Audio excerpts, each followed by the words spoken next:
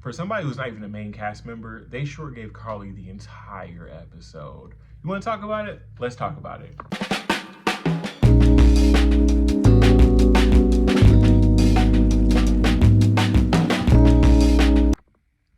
What is up, you guys, and welcome back to Leo Reviews. I'm your boy Leo, and today we are here to review Love and Hip Hop Atlanta Season 11, Episode 3. And I'll tell you guys what, I'm excited because this show here is one of the shows that really got me into reality TV, what really got me into like loving this whole genre of just TV watching in general. I'm not gonna lie, I have not paid attention to the last couple of seasons of Love and Hip Hop because they weren't giving what they were supposed to give. But you know what? I'm excited about this one. Before we get started, if you can do me a huge favor, please do all the YouTube things. Like, comment, subscribe, share your thoughts below. I have plenty of thoughts. I'd love to hear yours. So let's get into it. So the scene starts out with Karlie Redd meeting up with Renni Rucci. Now, like I said, I have not paid attention to too much of Renni Rucci or too much of Love and Hip Hop, but based on the clips and everything I saw from the past 2 seasons, I do know that like her mom had died last season. And then I think she had a situation with like a fiance, or he was in jail or something to that effect. Like I said, I'm not sure. But they meet up. She says that since her mom has passed away, Karlie Redd has been like a good friend to her and has been like a good source of support for her. So they really vibing.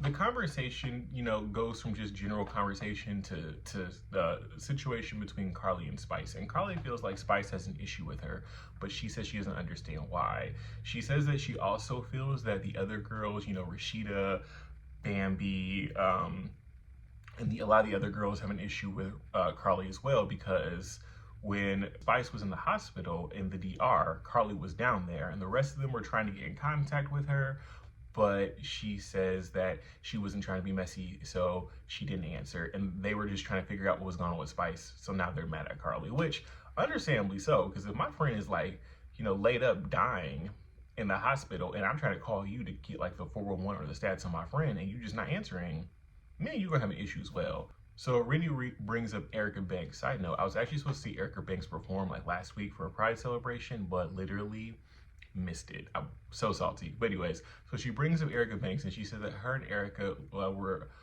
social media friends for a long time, and then like that turned into DMing and texting, and then that went to flirting and all that stuff. And then all of a sudden, you know, Erica just dropped her, cut her off, unfollowed her, and now Renni's trying to figure out why Erica dropped her. So I guess these two are gonna be beefing this season. I saw like a little bit later that that like Erica or Renni, somebody throws a drink. So I'm interested to see where this goes. So next we have Amy Luciani and her mother. Now they're at this shop and they're getting ready for the launch of her new product called Pretty Kitty. It's some sort of feminine product. You know, I'm not a female, so I'm not really sure like all of what it does, but it's supposed to like help with razor bumps and whatnot. She says that her sisters were supposed to come help her out with, you know, getting all these packages together for her product, but they canceled last minute. So what does she do?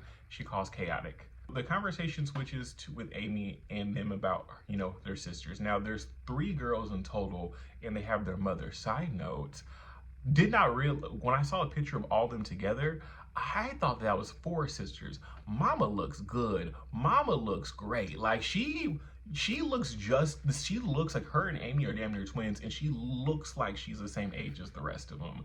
So good for her. That's the goal. Like I hope I look that good like at that age. So good for her. Amy says that her sisters feel some type of way because they feel that her mom, because her mom is the manager for all the girls. The sisters feel like the mom doesn't focus on them. She feels like the mom focuses on Amy and her music and her products and everything, but she's not focusing on everybody as a whole. She's just focusing on Amy, and the rest of the sisters feel some type of way. Mom says, you know what, that's not cool.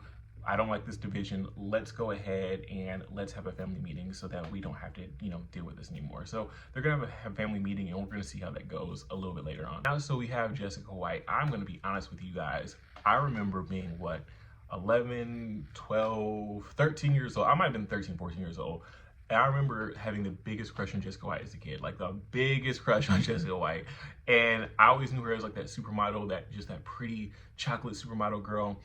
I had no idea that she could sing. She's in the studio and a producer comes in. His name is Bangladesh. He's worked with big people like Rihanna, Beyonce, different, you know, icons, right? And he's, I guess, helping her with her music. And he asked her, he says, hey, so what is your motivation for trying to do music? She says that it's something that she's always wanted to do, but she was in an 8-year relationship with Nick Cannon, and that held her back from really following her dreams. And I'm just sitting there and I'm like, okay, we are 3 episodes in. We have heard about Nick Cannon all 3 episodes. Can we move forward? Is there another thing that we can talk about? I don't want to beat this whole Nick Cannon thing to death. So I'm hoping that Love and Hip Hop does a Love and Hip Hop thing and only gives it like 3 episodes, and then she has a whole new different storyline. That's what I'm hoping, because I don't want to hear about it. So she says that she's in this different place in life. She's in this very free, sexually liberated place. And so she wants to make music that, you know, is very free, very sexually liberating as well. So he shows her a song. It's called Put It In Your Mouth. So, you know, she says it's kind of raunchy, but you know what? Hey, listen, it's 2023. We like a little raunch over here. So listen, if she wants to put out some raunchy music, I'm here for it. I'm here for it. So I'm excited. Hopefully, maybe it comes out later in the season. Who knows? We'll see. So we have our next scene. It is with none other than Miss Spice. And Spice is on the phone with her manager. She's talking about how last year she had the #1 dance hall song in the world. And this year, you know, because of, you know, the complications with her, you know, the surgery and everything that happened with that, and her almost, you know, dying and whatnot, you know, a lot of her tour dates might be getting canceled, and her tour could just be getting canceled. And so that's like a bummer for her and for her fans who've already paid the money to go see her. But she does have a show coming up, and so she has to get ready for that one. Rashida comes over, and they're talking about everything that's going on with Spice. Spice is showing her her new house, which is stunning, by the way. It's this big old, just big white. It's empty. It's actually really nice on the inside. Spice says that she is beefing right now with Carly Red as well, because she says she doesn't like the way that Carly's moving. Her issue with Carly is that Carly was going around telling people that she spent $30K on Spice's birthday party in Jamaica, which honestly, that's tacky. That's tacky. It doesn't matter what you spend on somebody, but to go around bragging about how much you spend, or like you know, to go around boasting about, or to throw it in somebody's face, the money that you spent on them, especially when it was for a party or a gift or something like that, is extremely tacky. Like, so I wouldn't like that either. But come to find out, Carly didn't spend even $30K on that party. She only spent $1,000. So now you're tacky and you're lying. Carly, girl, do better. They start talking about once again, more about how Rashida is just upset with Carly and whatnot. And Carly's excuse to Rashida was that she did not want to be messy. And I'll say this, Carly, for the last 11 years, you have been a mess box on TV.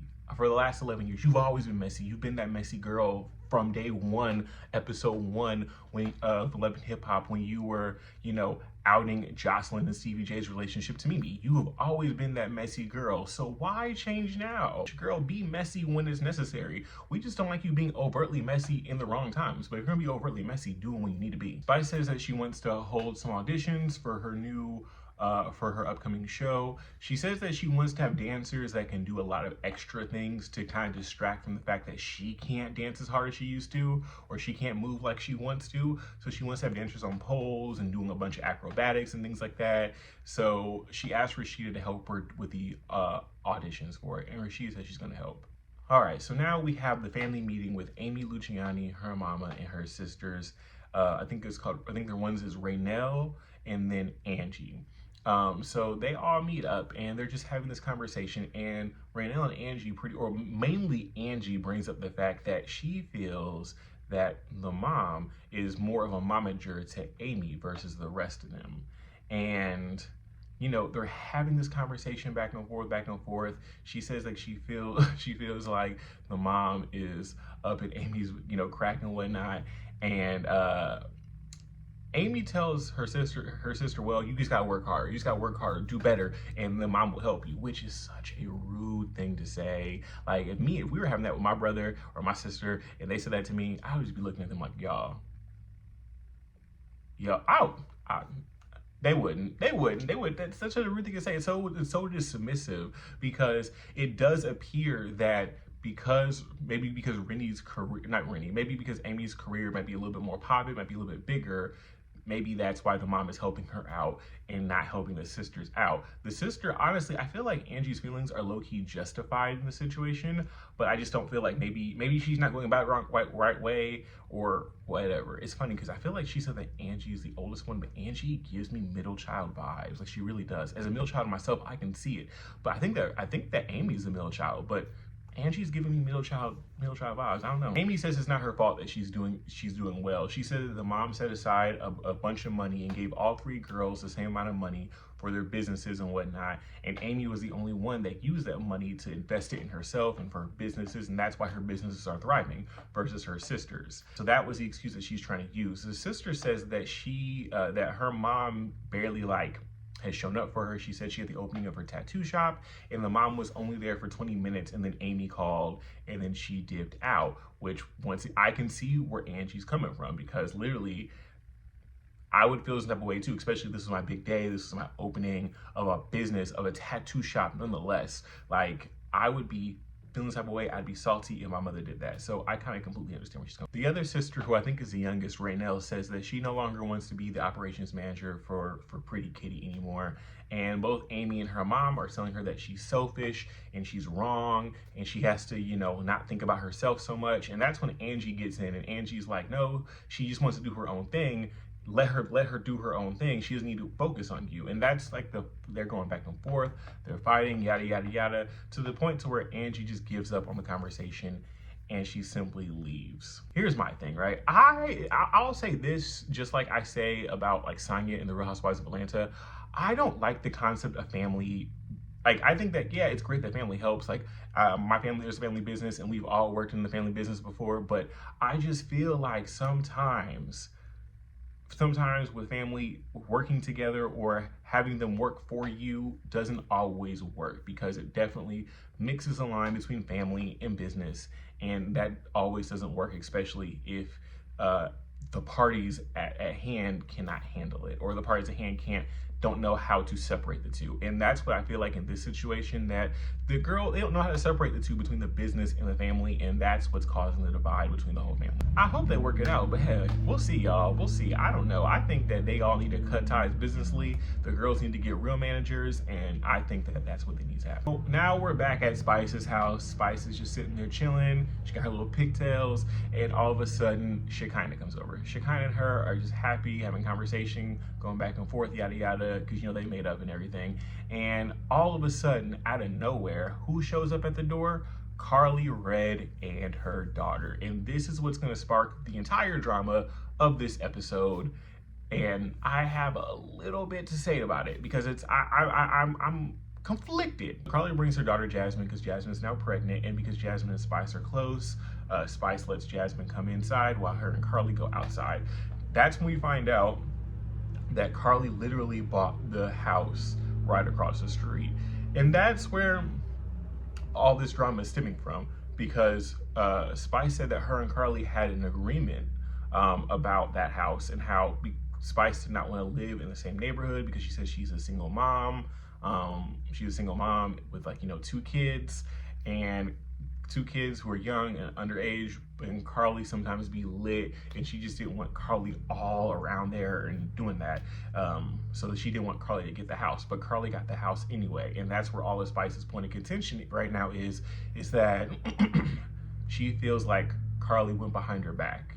Later on that day, Spice, Rashida, and Shekinah go over to the studio, to the dance studios for the auditions.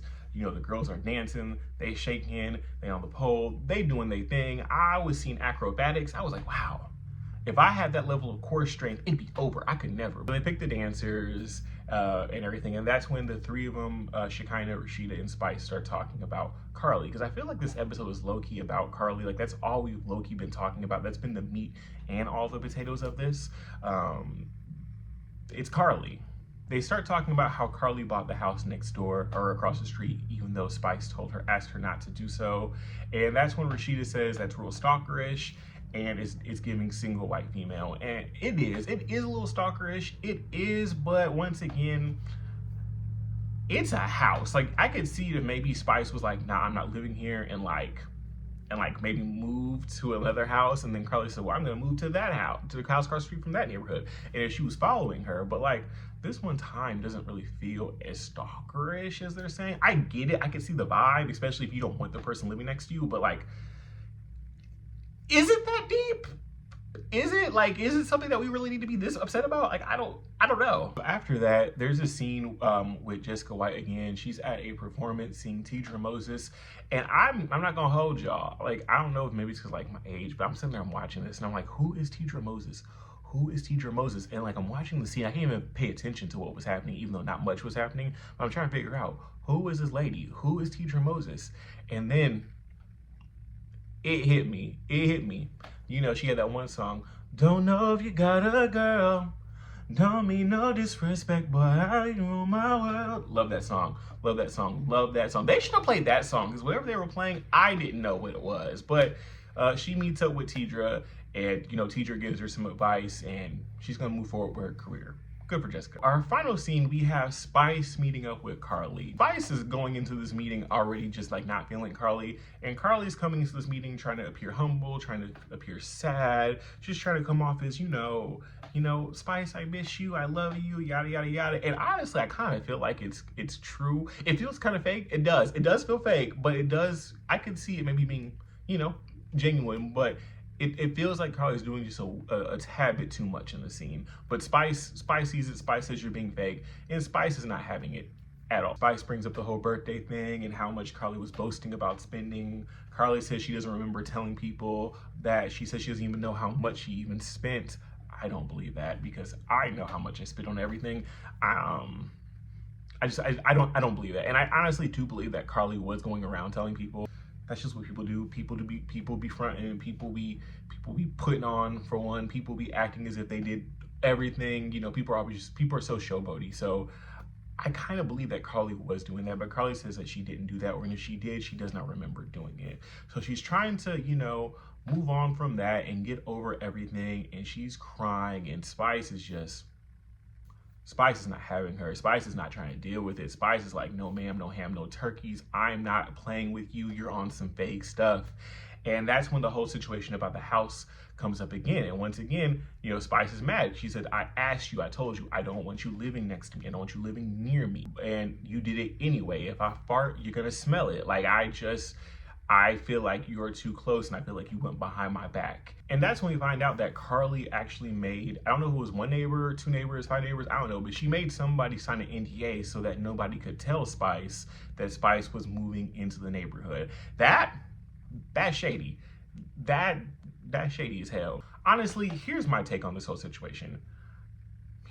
If I was trying to live in a house in an area where my friend or a lady or a friend says, I feel like you're too close, I don't know. I think I would probably not really want to live there, especially in that situation. But then again, as a grown individual, you can't tell me where to live. As a grown individual, you can't tell me where to place my money. And as a grown individual, you can't tell me what house I can pick and what house I cannot. So you can be mad, but that's a personal problem. And one thing about me, I don't have time for personal problems. So that's a you thing. But at the same time, I feel like if you were really gonna do that stuff, Carly, if you were just gonna move in there anyway, you should have been a woman about it and just moved on in. Don't give people NDAs, bump what Spice has to say, just move on in. But by you giving people NDAs and you doing that, it just makes it appear as if you are moving funny. So I understand why Spice is having an issue with you, because you are moving funny for whatever reason, I don't know. At this point, the conversation gets really, really heated. Spice is just not having it, and she just gets up and walks away. Side note, the one thing I've noticed about Love and Hip Hop this season, we're not really fighting like that anymore. We're just walking away. Everybody is getting up and walking away. It's like, it comes across like everybody's above it or whatever, which is great. I'm happy that we're not really fist fighting like that anymore, but there's a lot of walking away. Like, no, don't walk away, stand, have a conversation. Let's be in the conversation. But Spice not having it. Carly comes running after Spice. She's crying. She's telling like Spice, like, you're all I you know, I don't have anybody else. I love you. I want to be your friend, yada, yada, yada. And she got the tears going. And honestly, it kind of broke my heart. I kind of felt bad. I kind of felt bad for old Carly, because this whole thing is being drugged. It is being drugged. Like, the issues that you have with her, Spice, are so, like, they feel low-key minute, but it just doesn't feel like it's as deep as it is. Maybe if you're not feeling her no more, maybe you can just like, I don't know, move in a different direction. But all of this, it's a lot. I'll say this, so finally, I don't know. Maybe I'm just a different kind of individual, but if somebody's actively showing me that they don't want anything to do with me and they don't want to be my friend, I'm not going to chase you down to try to be my friend, because you already don't want to be my friend. You don't want to be my life. You don't like me like that. So why would I chase you down for a friendship that you don't want? You see, it doesn't make sense, right? Like, why am I chasing you down for a friendship that I'm not going to do that. I'm not going to do that. I'm not going to do that. Like, that's not happening. Girl, Carly, move on. If she don't want to be your friend, don't do all that. Just move on. Anyways, guys, I'll say this: Love and Hip Hop was actually fairly decent. It's been a good season. It's episode 3. It feels like a good season. I don't know if it's like the move to MTV, but it's like the production value feels elevated. The girls are wearing ball gowns in the confessionals. Everybody looks good. Everybody looks moisturized. Everybody's makeup is good. Everybody's hair is on point. We have not had a single crunchy shea wig at all this season. I'm excited to see where everything goes. I'm excited to see all the drama and see where we go with that. But anyways, guys, thank you so much for watching. Please, like I said before, do all the YouTube things, like, comment, subscribe. I want to hear your thoughts below, because y'all heard my thoughts and I would like to hear what you guys are thinking. But until then, see you in the next one.